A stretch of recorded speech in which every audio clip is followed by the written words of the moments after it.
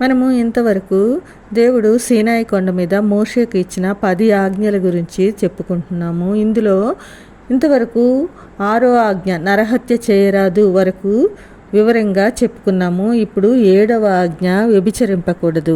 ఇది నిర్గమాకాండము 20వ అధ్యాయం 14వ వచనంలో ఉంటుంది. ఈ ఆజ్ఞ అనైతిక కార్యకలాపాలను నిషేధిస్తుంది. అంతేకాదు శరీరేచ్ఛలను గూర్చిన ఆలోచనలను, కోరికలను లేక వాటిని రెచ్చగొట్టే కార్యాలను కూడా ఈ ఆజ్ఞ నిషేధిస్తుంది. మన బహిర్గత అంటే బహిరంగ జీవితంలోనే కాదు, హృదయంలో నిక్షిప్తమై ఉన్న రహస్య కోరికలు, అలాగే హృదయానికి చెందిన భావోద్వేగాల విషయంలో కూడా పవిత్రతనే ఈ ఆజ్ఞ కోరుకుంటుంది. ఈ విచరింపకూడదు అనే ఈ ఆజ్ఞ ద్వారా పాపము శరీరాన్నే కాదు వ్యక్తినే పూర్తిగా నాశనం చేస్తుంది. మనకున్న నైతిక ధర్మాలలో ఇది ప్రధానమైనది అని చెప్పవచ్చు. పాత నిబంధనలో యెహోవా దేవుడు తన ప్రజలైన ఇశ్రాయేల్ జనాంగాన్ని తను వివాహం చేసుకున్న ఒక భార్యగా, తమ మధ్య ఉన్నది భార్యాభర్తల సంబంధంగా, అది ఎంతో పవిత్రంగా ఉండాలన్నది దేవుని యొక్క ఉద్దేశము.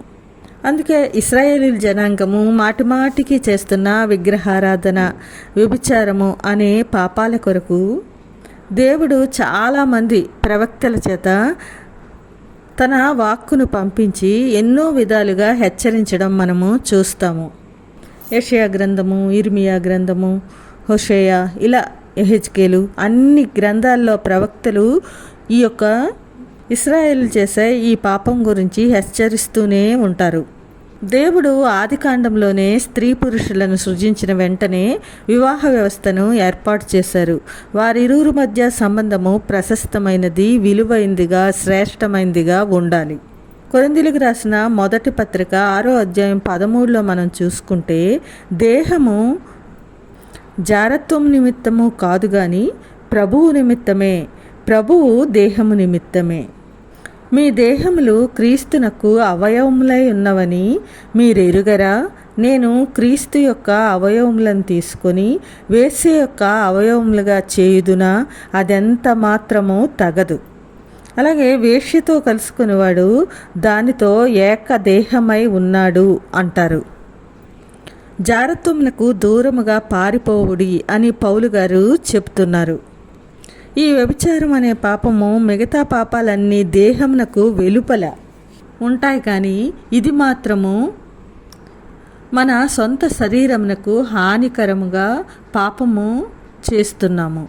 కానీ ఈ దేహము దేవుని వల్ల మనకు అనుగ్రహింపబడింది.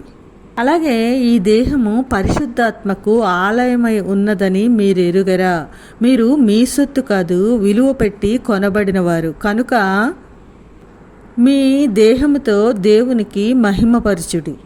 ఈ పాపం ద్వారా దేవుని రాజ్యానికి వారసులు కానేరరు అని పౌలు గారు హెచ్చరిస్తున్నారు.